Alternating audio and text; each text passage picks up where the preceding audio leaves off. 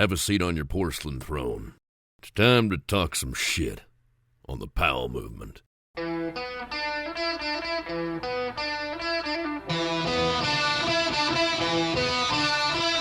Welcome to the Powell movement. I'm your host, Mike Powell, and this week I want to start things off with a big thank you for those of you that reached out to me. I know that I've been oversharing lately, and it hasn't been the most positive news, and I appreciate the hell out of all of you for checking in on me. I mean, honestly, there are so many people out there who are going through way worse shit than I can possibly imagine, and my heart goes out to them. And I really feel terrible for those people who appear to have things figured out in life, but are secretly struggling inside. If that's you, I don't know what you're going through, but I do know that more people love you than you could possibly know, and it's never too late to find some help while you still can. On my end, for all the negative shit that's happened in life lately, I'm still a really positive and happy person. And I've even found a new hobby, and it has me fired up on the Pacific Northwest all over again. While I talk a lot of shit about Seattle, and there are so many homeless people in the streets smoking fentanyl here, and I'm not talking about the unfortunate folks who are down and out or those who are suffering from mental illness. I'm talking about the addicts, and there's so many of them downtown. But believe it or not, you know what there's more of in Seattle? Dungeness and rock crab living in the water down the street by my house. And they aren't looking for handouts. They're waiting to be caught by my wife, my buddy, and I. And we're all over it. We got crab pots last week, and we started crabbing, and it's so easy. You paddle out on a paddleboard, drop your pots, drink some best day beers, and a few hours later, you pull the pots, and our maiden hunt provided 10 huge crab, 5 rock crab, and 5 Dungeness. We cooked them, ate them, and I'll tell you, it was incredible. While I did feel bad about killing the crab, I had no problem about eating them. They were delicious. So now, you're going to find me on Sundays and Mondays, the days that it's legal to crab in Seattle, pulling spiders of the sea out of the water. And just like that, I'm fired up on Seattle all over again. And really, the city's cleaning itself up. I don't know where the homeless people went, but the city and Major League Baseball put their proverbial crab traps out on the streets to clean things up for the All-Star baseball game. And boom, just like that, all those people, they've disappeared. I know I sound heartless, but if you've seen the gnarliness in Seattle, you know that I'm just telling it how it is. Someone who didn't have to deal with all that bullshit and all the gnarliest that you see on the streets of Seattle is my guest this week, living ski legend Darian Boyle. There aren't many athletes that have come on the show that have had the charmed life that Darian has.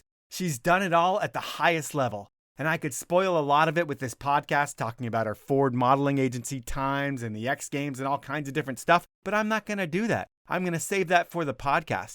Before we talk about all things Darian, I want to ask you to star rate the podcast on iTunes. It takes about a minute, and also tell a friend about the show. Podcasts are hard to find, and this is the best show in snow in my not-so-humble opinion. And reviews and telling people really helps the show grow. So does sharing my stuff on social media, which barely any of the 8,000 people that are going to listen to this episode are doing. So please help me out and give me a share as well. I'm not begging for money via Patreon, and I want to keep it that way. So please share about the show, review wherever you can, and support my incredible sponsors who make this thing happen. They are Best Day Brewing, Rollerblade, Elon Skis, Stanley, and Peter Glenn Ski and Sports. Now, let's chat with Darian Boyle. How did you get the nickname Digger? Really funny. So Digger was my name. And side note, how long? Because sometimes I might get speaking too much. Is that bad? No, I mean, it's okay. We'll go like an hour and a half. Okay. So I always wanted to go to ski racing academy. I wanted to follow my brothers. I'm one of 5 kids. My brother went to Carabassa Valley Academy.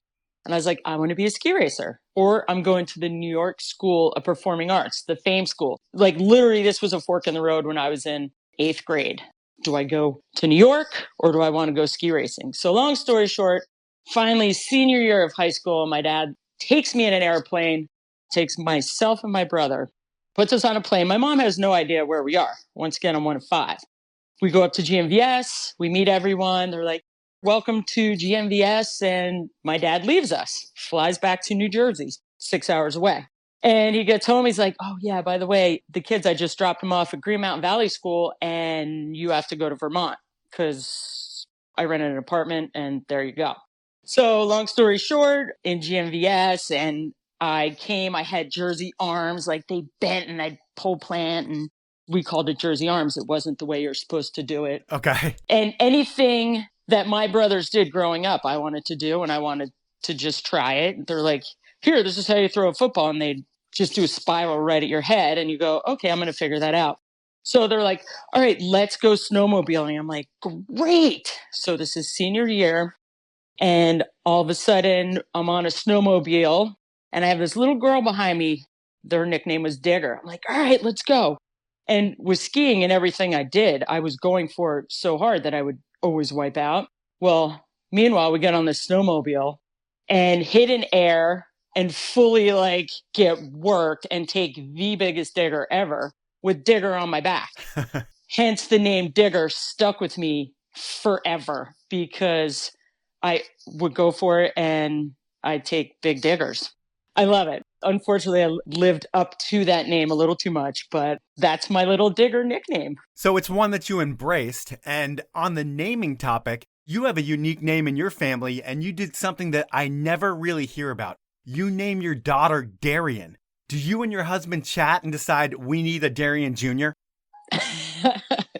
So what happened was my mother's name is Florence Darian, and I was Darian Renee. And I said, you know what? I would love to name a daughter after my mom, and it wasn't going to be Florence. And I love Darian. It was cool. And I said, yeah, just even a little mini me would be awesome, is what my husband said. So we ended up having a girl, and it was like, boom, here's Darian. But we nicknamed her Dee Dee. The name means that it's a small place between two buildings. Also, the Darian tribe is the last cannibalistic tribe in the world. Interesting. I had no idea, and very interesting that your parents would name you that, knowing those things. But when I think about your parents, it sounds like your dad is one of the most interesting people in the world. He's like a successful developer. He was a member of yacht clubs, tennis clubs, art clubs. He was like a pastor or something in the church. He was a college athlete, a race car driver, a kick-ass pool player, a competitive sailor, a boxer. He was like one of the first surfers in New Jersey. So he's this total badass. And then your mom, Florence, tell us about her. Was she a great athlete too? Yeah, she was amazing. She kept all of us together. But yes, my father was a legend. He raced dirt bikes. He raced cars, D-type Jags back in the day with like Emerson Fittipaldi. He raced old school Ferraris. He was 6'6". When he was little, he had Perthes disease, which is your hip. It gets so degenerative that you didn't move. It was like Tom Hanks in that movie, Forrest Gump. Well, one day my dad comes home with a plaque of winning a long jump race. My grandfather was like, what? I mean, fully Forrest Gump. So from then on, my dad just defied all the odds from racing dirt bikes. Just like you said, we raced Hobie cats in the ocean. It was my favorite childhood memory of my entire life. And when he raced cars, he was, once again, 6'6" and had a hip that didn't flex. So he would take off his shoes, he would duct tape his socks, and he would take the seat out of his car. That's how he would drive, because these cars were tiny and he was giant and didn't flex. And the way he was is the way he attracted my mom. And my mom, she was a figure skater, loved skiing Sugarbush, always skied Sugarbush. But she was quite an athlete. Together, they were such a good team because they'd push you. Just, you got it, just go. My mom's like, but look pretty. Okay, let's do your makeup, let's do your hair, let's your outfits, and go for it. My dad's like, you got it. Just go a little bigger next time. You had the sense of no fear because I watched my dad. But yes, my mom, she's turning 85. She got both her knees replaced at the same time. Damn. So that she could keep skiing, play tennis, and dance on a bar. That is incredible. Which she still does, by the way. So you have your parents who are definitely badass athletes, sound like awesome people and definitely driving you. But then you grow up with 4 other people who kind of shape who you are today. And I'm going to give you a name, and then I want you to give a brief description. First and foremost, who is King Dick? My brother Patrick? Is that King Richard? Yeah, I think so. And how does he get the name King Dick? Why does he have the name King Dick? And explain who he is, because all these people that I'm going to talk about have huge personalities, I hear. So my brother, King Richard, he was my role model my whole entire life. And I'm the shortest of 5. But you're 5'10". Yeah, 5'11". When I broke my neck, I think I'd shrunk maybe a quarter. but I always wore high heels, so it didn't matter. I was always taller. But yes, my brother, Pat, superstar athlete, played like pro volleyball, huge lacrosse player, surfer, everything. And when I was little, I just followed him around like my whole life. I want to be like Pat. Sometimes he snaps a little bit. My younger brother, Bruce, called him King Richard. Yeah, he had a little bit of a temper. All right, I'm going to jump into the next one with Shane's World. Shane's World. Shane Dog. So Shane Dog, he is an artist. All my brothers worked on Wall Street at one point in time, kind of together. 9/11 happened. My brother Shane, he said, you know what, this is not for me, as he would take the subway out with his surfboard after being in the Twin Towers and go to Rockaway and surf and then come back. Well, once the towers went down, he decided not to go back. Lost a lot of friends. That's Sure. a different story. But now he's an artist. Shane's World. He just has a huge heart, loves Grateful Dead, loves music, but loves art. And it's always good in Shane's World. If it's always good in Shane's World, what's it like with Brucifer?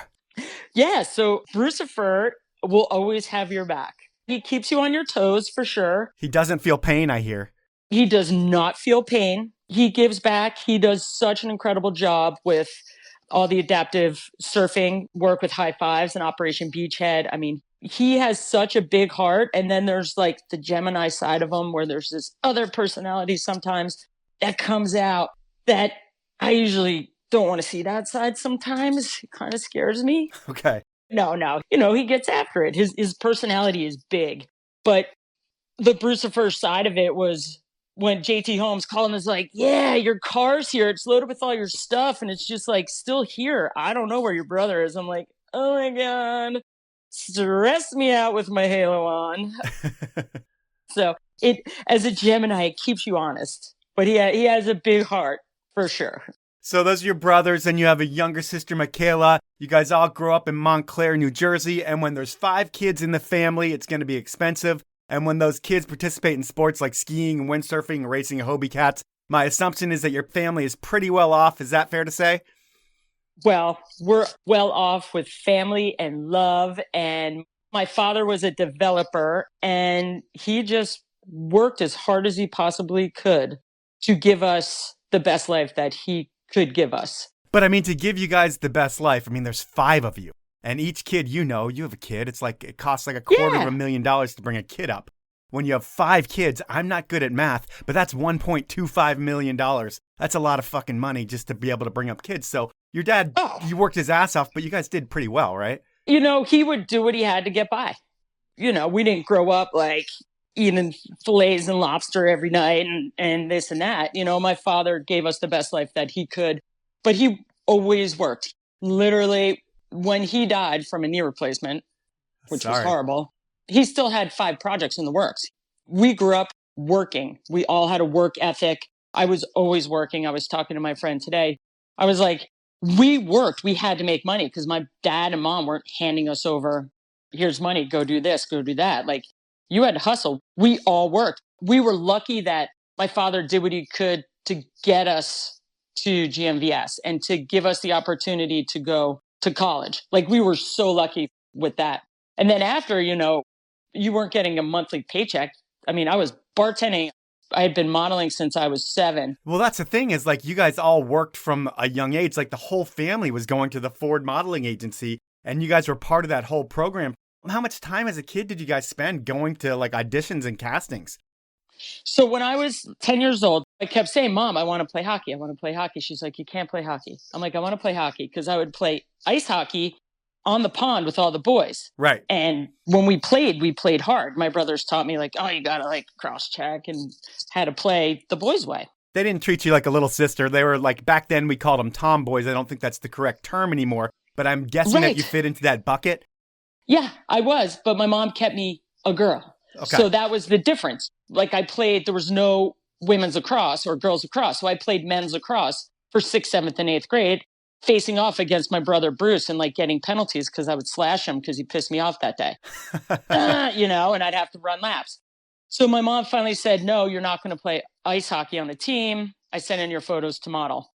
So I was brought into the Ford modeling agency, and went in, and our booker, Claudia Black, booked me on a job that day. And it was awesome. So I ended up modeling with Brooke Shields and Yasmin Bleak.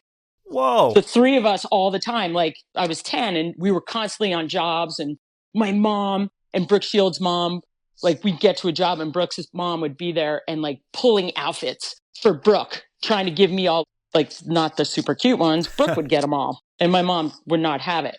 And then I said, oh my gosh, I have all these other brothers and sisters. So our entire family started modeling. So I modeled the most. I was working all the time. My brothers had so many sports and this and that, but we worked a lot.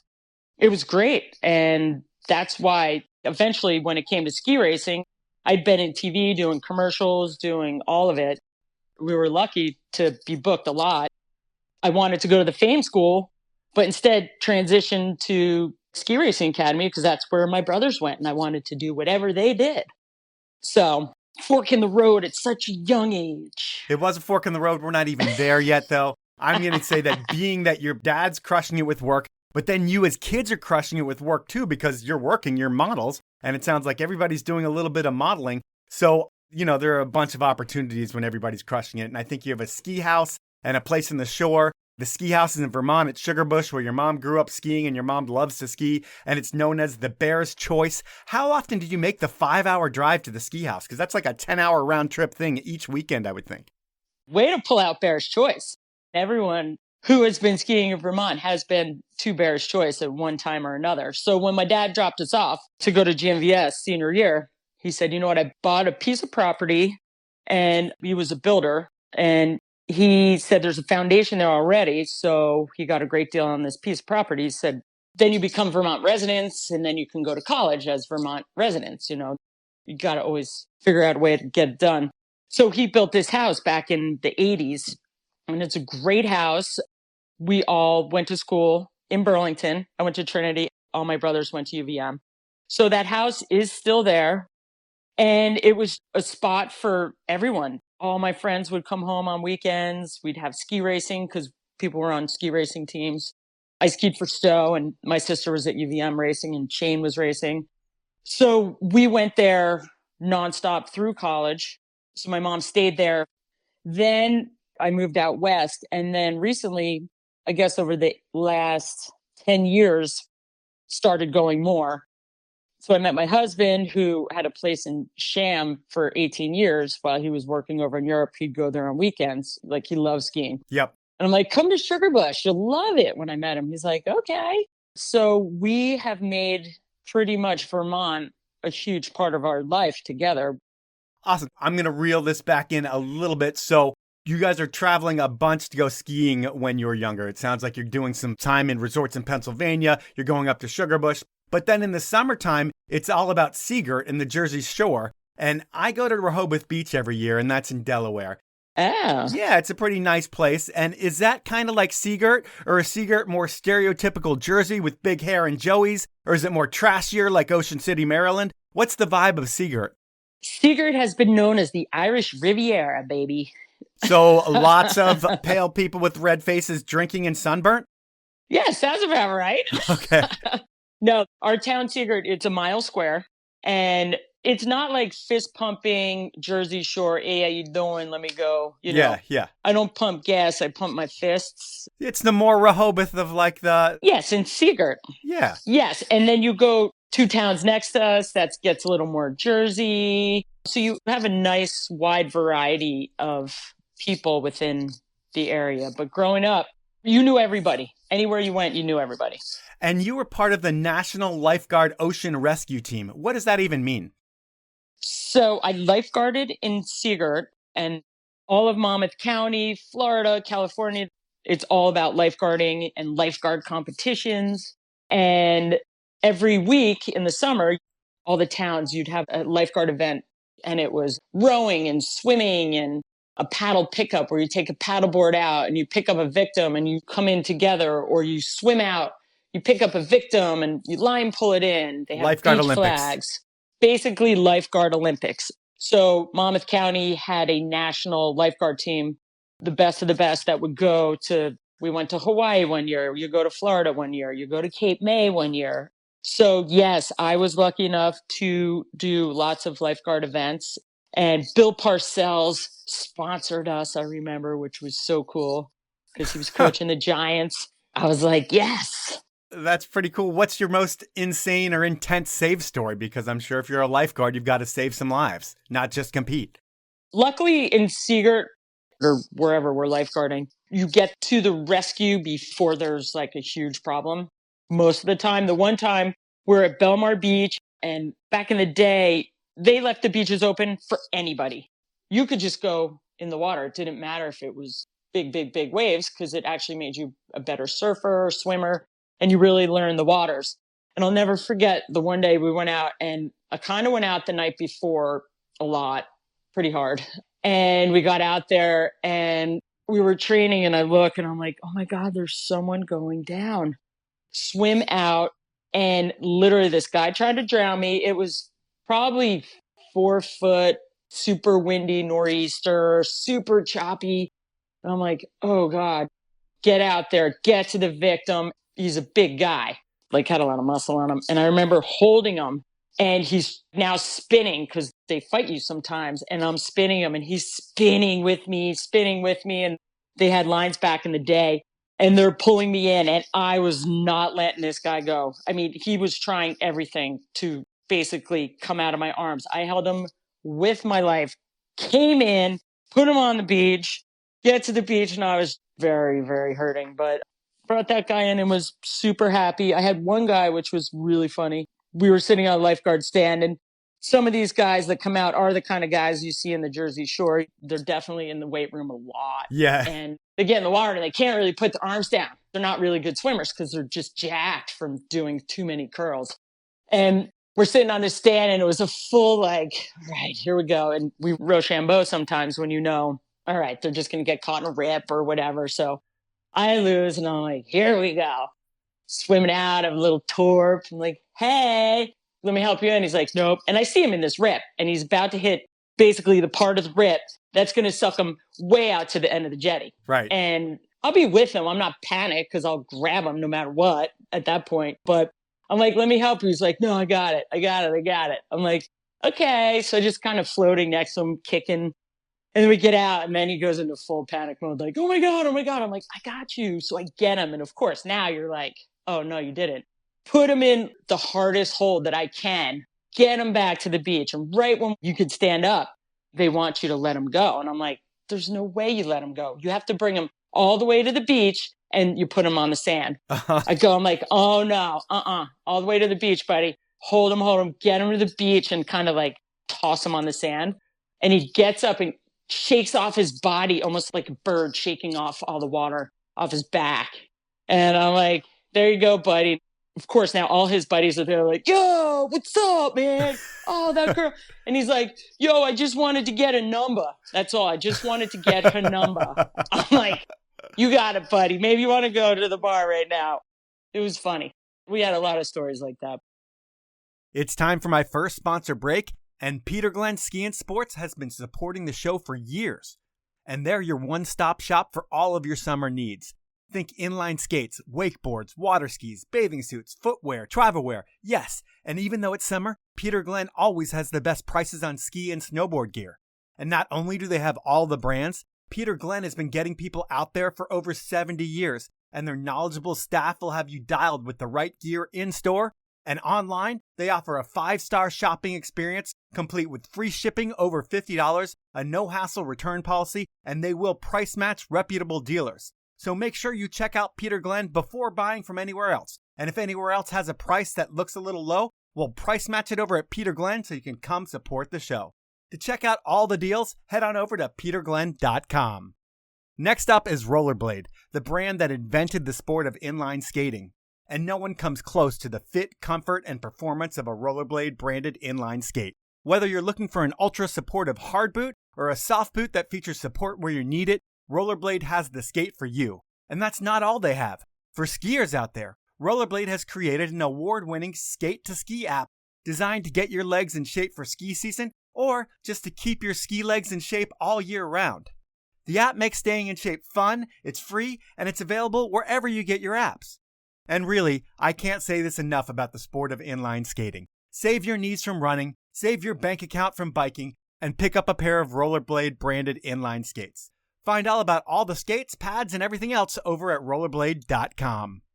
Whether you're skiing, skating, biking, hiking, running at the skate park, doing yard work, or whatever, my next sponsor is the best way to celebrate a great workout or a great time without slowing you down. I'm talking about the best tasting non-alcoholic beer on the market, Best Day Brewing. 2023 is the year of the non-alcoholic drink. And for doers like you and me, midday beers don't cut it anymore. We've got to go out and pick up the kids, run errands, and go out and have more fun. And the safe and responsible way to do this is by not drinking alcohol. And you know what? Another thing I found myself doing with Best Day is that when I am drinking alcoholic beverages, I'll mix in a couple Best Days so I don't get too drunk and I can have fun all night. It's like I still feel like I'm partying because I am, but I'm only drinking like 60 calories instead of 300. It's amazing. Next time you're at the store, do what I've been doing and pick up a 6-pack of Best Day. My favorite flavor is the full-bodied hazy IPA, and I'd be curious to see what you like best. So when you pick up a 6-pack, drink it, and then shoot me an email at mike@thepowellmovement.com to let me know what you think about your new beer. To find out more about all things Best Day, head on over to bestdaybrewing.com. Those are my sponsors this break. Now it's time to jump back into the podcast. Watch what I do here. So close calls in the water are what you're trained for. How about in the mountains? When you get later on in your career, what's the most intense situation that you've been in? Wow, there's a couple. The most intense situation I have been in. Well, obviously when I broke my neck, that was intense, but it was short and kind of impactful. And we'll talk about that one later on in detail. So I remember I was heli skiing and we were in Alaska and we were filming like an all women's movie. And we were waiting for this window for a really long time. It was like, all right, there's this window coming to light. We can't stop yet. We've got to wait for it. It was literally the last line for the movie. And that was it. I was going surfing after that. Like, the winter's over. Finally wait, and the lights coming. Everyone's getting antsy. And here comes the heli. Here comes. Drop it. I'm like, who's this? And here comes the helicopter. With a helicopter owner, who I'll leave unnamed, and a couple of his groups. Oh, this looked like a great line. I'm like, what? What do you mean? You are not poaching this line, even though you own the whole heli operation. Well, needless to say, he drops in, takes the line, and then the next guy goes, takes the line. Next guy goes to go. I'm like, growing up with brothers, you get in the back of the bus, take a number, buddy. We're up. You know what I mean? Yeah. So go drop in on the line. Well, the first two had the perfect aspect, and now you're just shifted just enough the aspect so that when I hit it, the whole thing freaking slides. And I'm like caught in this avalanche and like spinning and covering my head, knowing that if I went the other way, it was going to cliff out. Right. And I'm like, okay, just chill, pretend you're getting drilled by a giant wave and swim. And I swim out and I kind of get popped out right next to the guy who started this. And I'm like, dude, he goes, Digger, what's up, man? And I was so mad because it was just so intense. And then I look up and all the girls started getting wiped out because they all were in a different angle. The aspect was off just enough that it slid. That was pretty intense because you're like, all right, I could just definitely get launched off a cliff. But now that just reminded me of this really cool story. Because that one's kind of beat. Well, that one sounds like it's all sexist. Like some dude wants to take your line because these girls don't need to take it before we do. Well, he owned the operation. And if I told you his name, I was like, you're not so nice. So we were drawing straws for a line. And I see this line and I'm like, I want to go there. And the heli operators, we were at Points North, and they're just legendary. They'll put you anywhere. Like wherever you want to go if you ask nicely. And they can get you in there. Whatever makes you go, I want that line. Sometimes you wonder what is in my brain that anyone else would be like, there's no line there. Well, what are you talking about? I'm like, that line, I need to get there. So there's cameramen around and this and that. And I had a crazy angle from where I was in the heli. And then when we got above it, I'm like, ooh, it's a little nerve wracking getting in. But once I get in, I could definitely get in and I could get around and all right, I could do it. I'm like, can you drop me on that LZ? I don't know how you're going to get out. But he's like, oh no, I'll get you out. I'm like, okay. And then as you get closer, you're like, wow, it's really small area to get in, but all right, I'm committed now. There's no going back because then you're out. You go to the back of the bus for that one.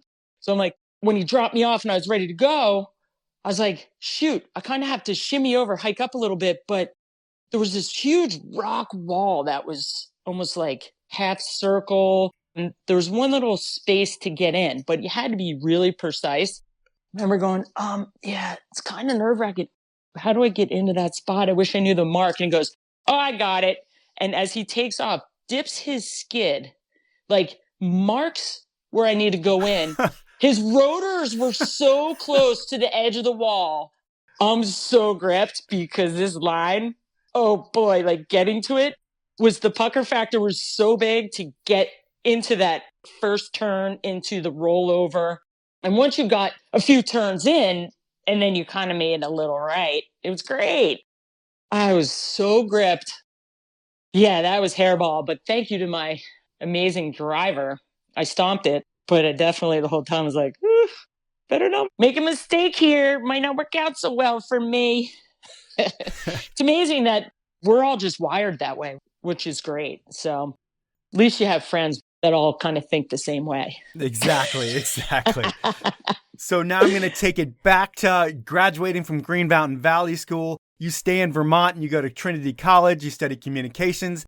With your skiing, you race with the Mount Manfield Ski Club. The plan is you're going to graduate. You're going to go coach in Europe. You're going to come back. You're going to race on the Women's Pro Ski Tour. And this all ends before it even starts. How do you end up breaking your leg?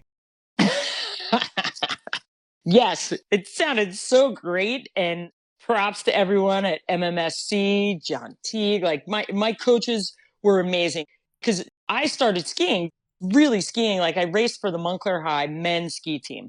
I remember beating everyone.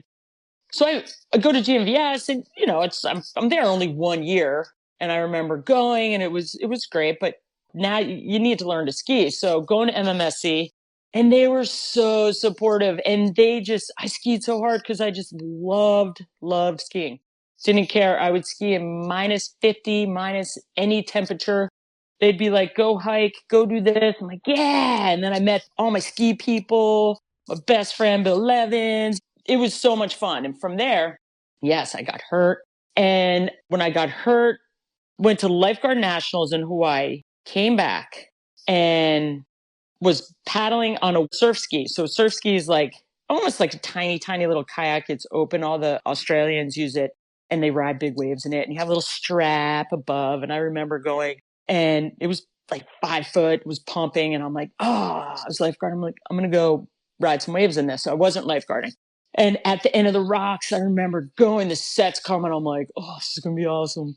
And I dropped in and I'm like, go do a giant cutback off the top. And the strap that keeps me locked in, which then you could kind of do a barrel roll. You roll with it, even though it's open water, you're sitting on top of it. And it sheared off, not at the bolt, but like in between, full product default, whatever. So all of a sudden the wave was so big that my body went one way, my foot came the other. And I remember breaking my leg and I just hopped off the beach. I was like, oh my God, I definitely broke my leg because it was hanging really funny. And I hopped off. Everyone's chasing me. I'll get you an ambulance. I'm like, I'm not going to ambulance. Hop off on one beach. They're like, stop, Digger, stop. I'm like, no, I got it. And I called my cousin. We got to the doctors and he's like, you shouldn't be doing these kind of sports. And I was like, go get me a bottle of tequila. I remember it's like when Cuervo was like the thing. And I was just drinking tequila as he was working on my foot. At the doctor? What a badass you are. No, that was for after he worked on me. Okay. It was after I was, not like, what doctor lets you have a bottle? No. That was after because I said, I need a bottle of tequila because it was in so much pain. And I was so pissed that he said, girls shouldn't do sports like that. And I'm like, oh, really, guy?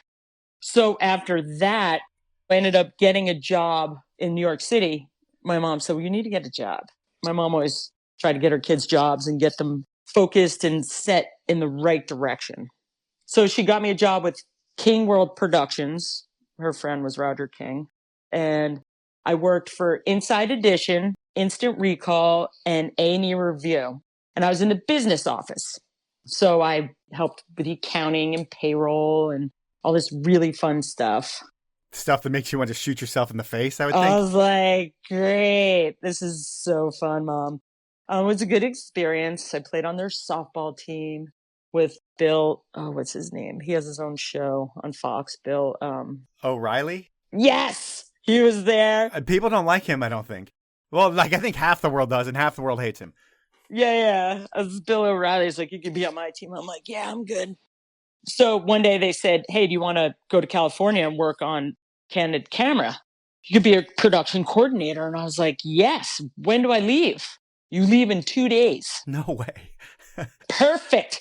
Best news I ever heard in my whole life. So go out there and meet this whole crew. Like they all play pro volleyball and they're surfing, and I get back into TV, get an agent, whatever.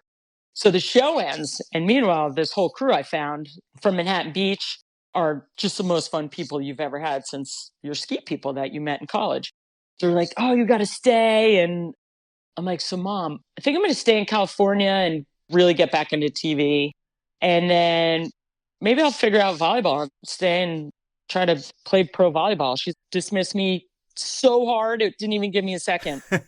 Hey, so why don't you come home, and on your way home, just go to Aspen for a stop and ski there for a little bit and then come home. And of course, still listening to my mom to this day. I'm like, okay, Mom. So I get in the car and start heading west. And then I call one of my best buddies, Billy Levins. He's the Dina Star rep. He had since moved to Vail.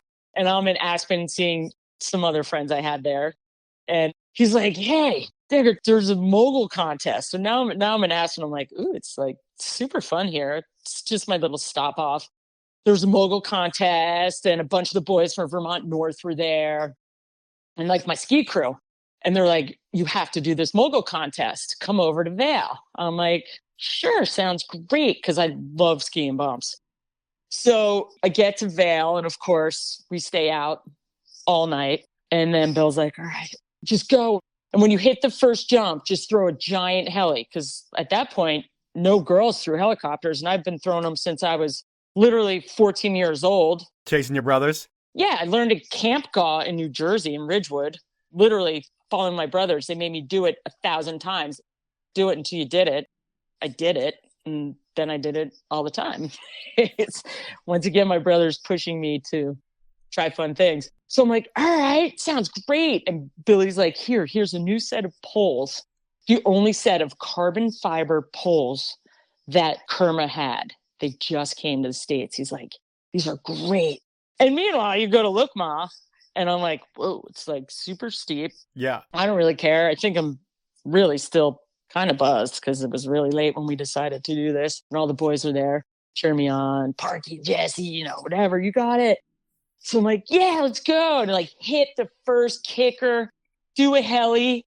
I spin, I go to land, but I look over and all my friends are laughing that I start laughing, and fully landed so hard, take out the Budweiser sign that's like ESPN, and I proceed to go ramping down all of Look Ma with the Budweiser sign across me. ESPN opens up with like basically the biggest digger of me, because I was laughing at my friends because it was really funny. And I hand Bill his broken pole. I'm like, here you go. He's like, oh my God, they were the only pair in the country. I'm like, this board's awesome. So like, you have to go to Aspen next week. I'm like, yeah, perfect. Mom, I'm going to stay another week. That was just what she probably didn't want to hear. Go to Aspen, throw a heli, rage. It's so fun.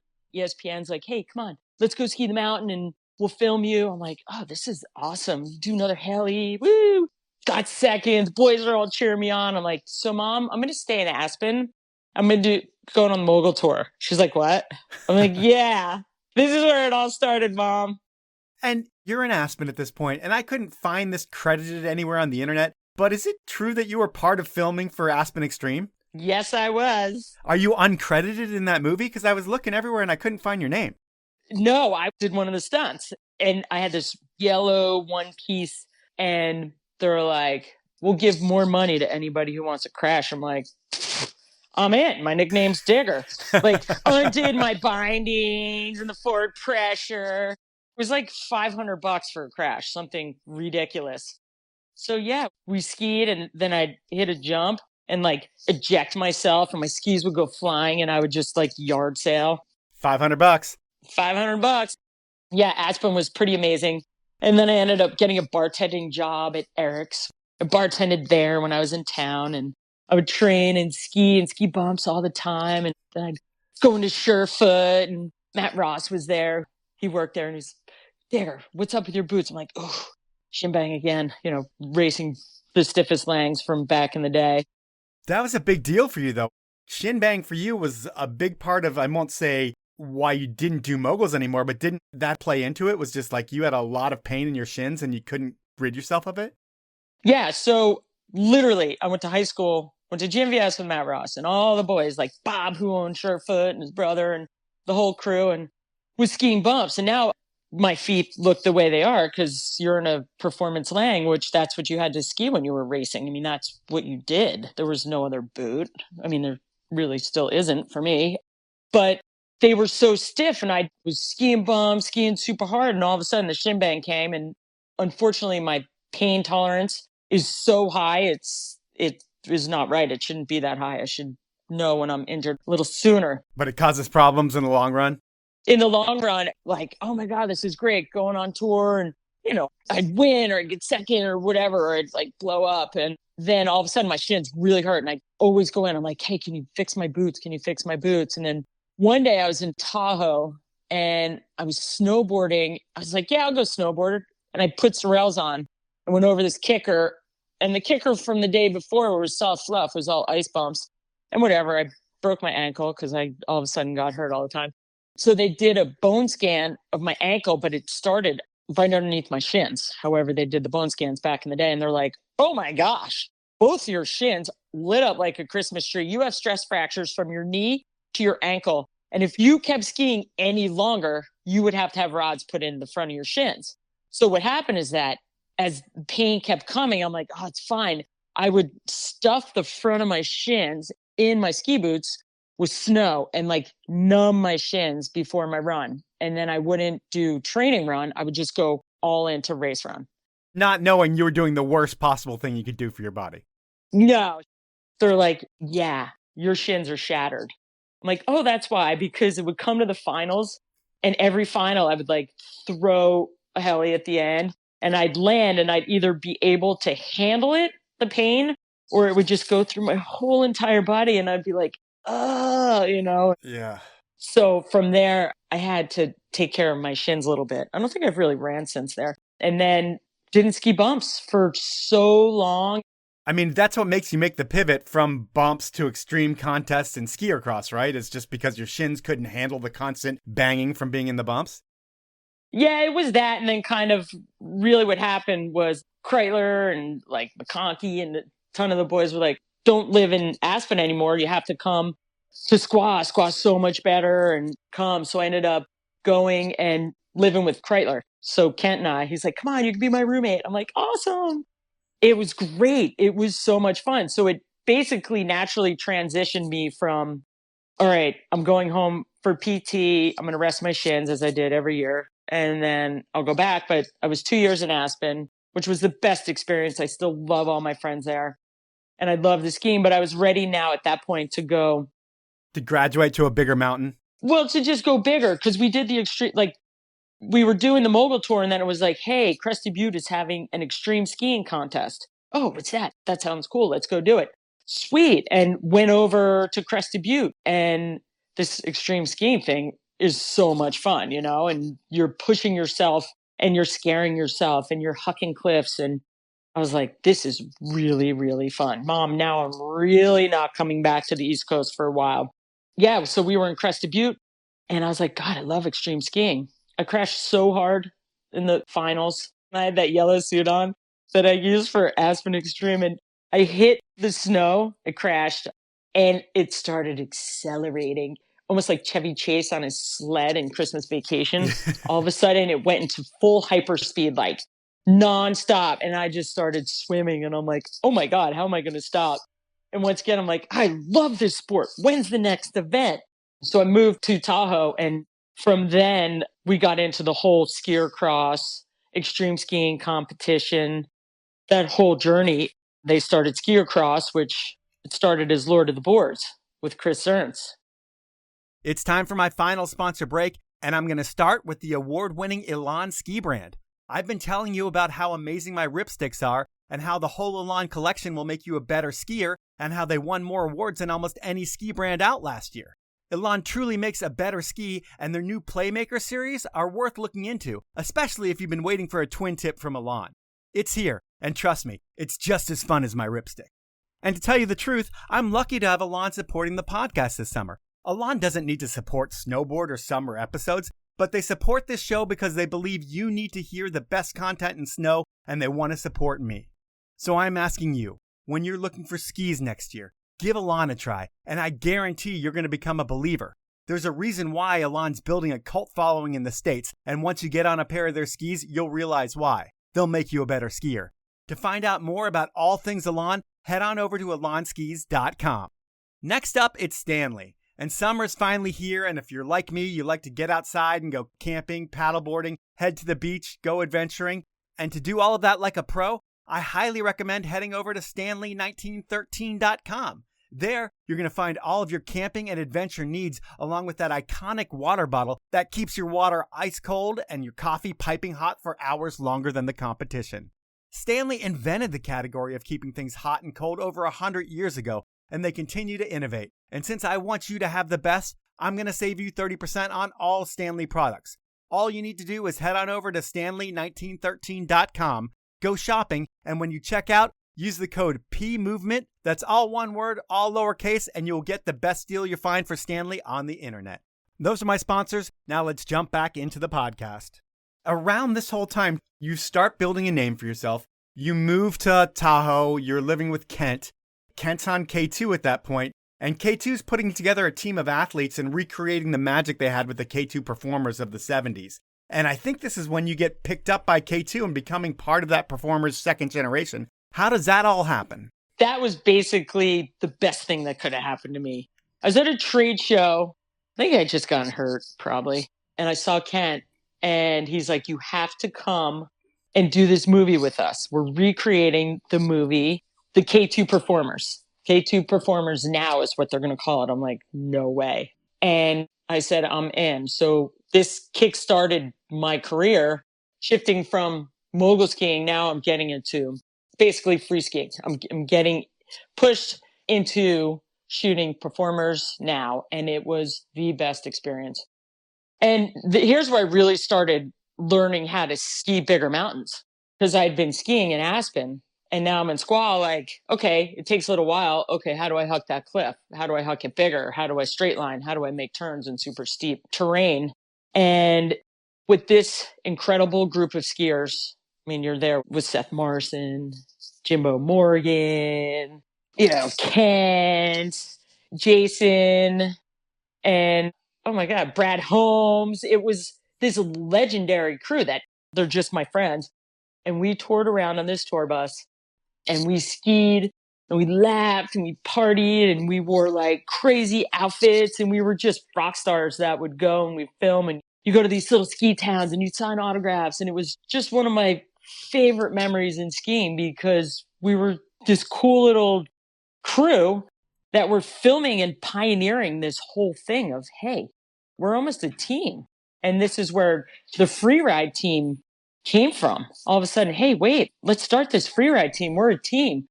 We're such badasses, It was like, you're here with the best skiers in the world. And I always, if I'm skiing with people, I'll ski to their level, or you'll push them. And traveling and skiing hard, and you're on this yellow tour bus and you come into town like, woo, let's get it done.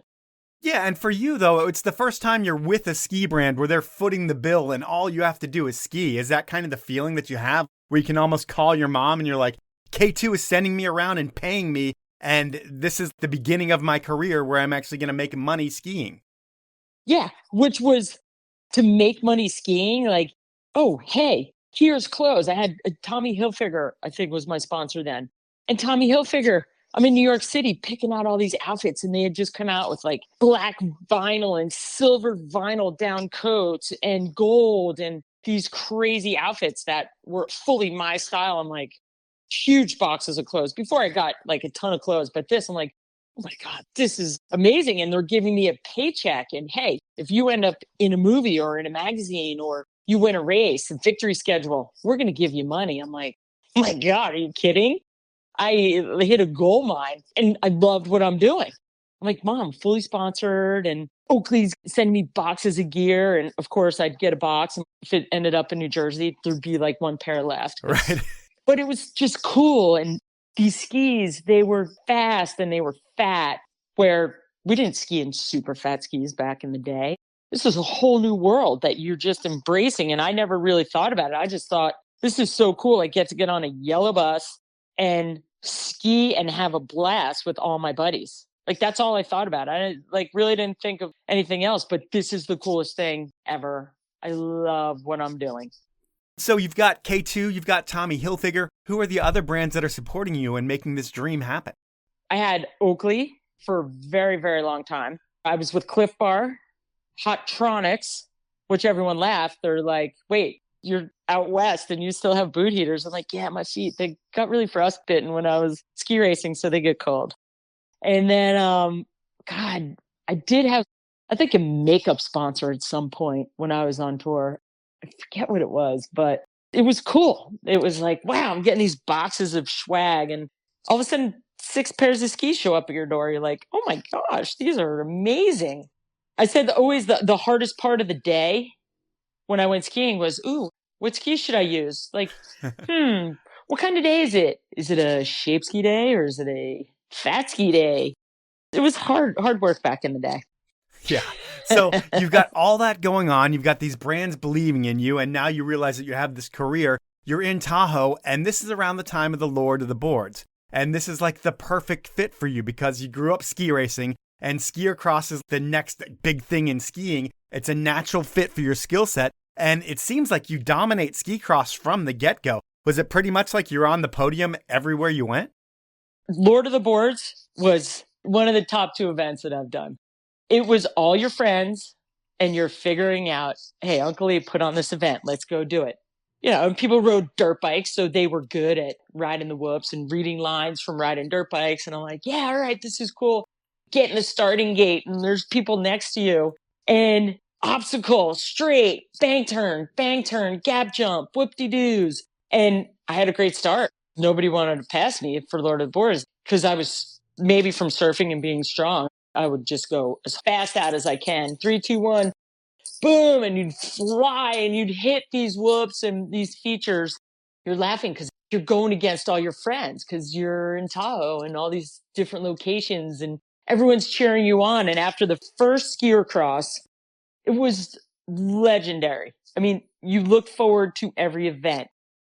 And then this whole Lord of the Boards just kicked in like, hey, wait, what? ESPN's putting together the X Games?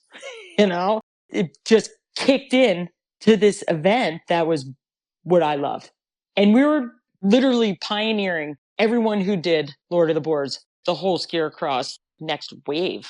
For sure. It was pioneering it with Uncle E and Jimbo and Nick Parada, and they made that whole thing big. And then the X Games picked it up, like you said. But that's just one part of that area because we talked about the performers and then you talk about skier cross. But then when you think about the next thing that happens with K2, it's kind of like the next step of the performers. K2, if you look at the landscape of the world at that point, snowboarding is taken over and they've got that team concept going strong. If you look at the way skateboard teams did it and the Forum 8 in snowboarding, they took that team concept. They took like 8 different people that all had different characteristics and they put them together as a team and it became the most important thing in snowboarding. Well, K2 did the exact same thing with the factory team. They took all these different personalities and they marketed them together for the first time as one super team of skiers. Was that exciting to you when that concept was pitched to you? Or was it like no big deal, another ski industry marketing thing? Or what did everybody think about the factory team coming together? I wasn't like awestruck about it, but it was like, hey, you know what? I worked pretty hard. Well, I guess I actually, when I think about it, I do think it was probably something that I would never imagine that would have happened to me, because you come from skiing bumps and starting late to all of a sudden you're put in this team. But I grew up with brothers. So for me to be put with all those guys, I never